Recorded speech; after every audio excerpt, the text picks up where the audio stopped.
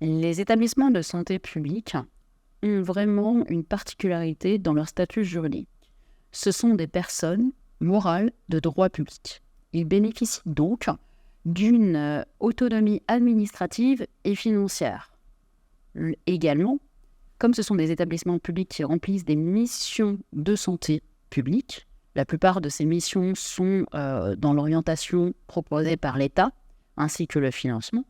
Ce qu'il faut savoir, c'est que ces établissements sont caractérisés par des types, c'est-à-dire que vous avez plusieurs types d'établissements publics. Vous avez les centres hospitaliers régionaux ou les centres hospitaliers universitaires, bien entendu, comme son nom l'indique, c'est-à-dire que ça va accompagner les professionnels de santé dans les formations initiales et dans la formation continue, universitaire, post-universitaire.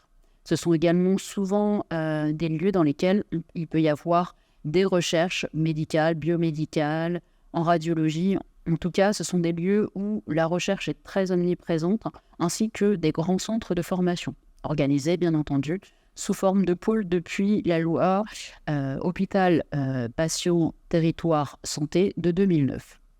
Pour en revenir aux différents types d'établissements publics, donc je viens de vous parler des centres hospitaliers régionaux, mais également des centres hospitaliers universitaires. Vous avez les centres hospitaliers qui, eux, peuvent être communaux, départementaux, interdépartements également. Et puis, vous avez des établissements plus spécialisés, vraiment pour l'accompagnement des personnes et des populations dans leur santé mentale. Autre type d'établissement, vous avez effectivement les accueils en long séjour, plutôt pour les populations en situation de handicap, polyhandicap, pas que mental, mais en tout cas, vous avez aussi physique, les polytraumatisés de la route, et puis les populations âgées. Une catégorie très spéciale, plutôt spécialisée notamment dans l'accueil des personnels non civils, donc l'armée, les hôpitaux interarmés.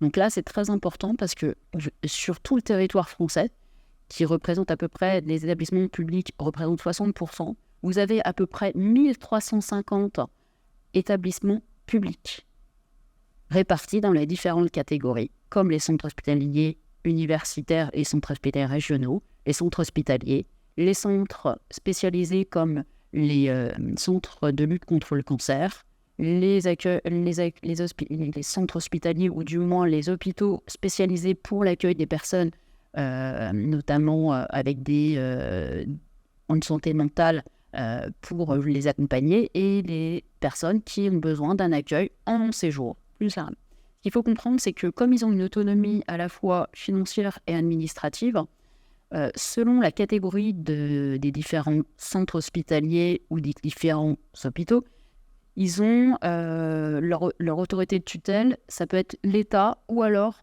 la région, ou du moins du coup les agences régionales de santé.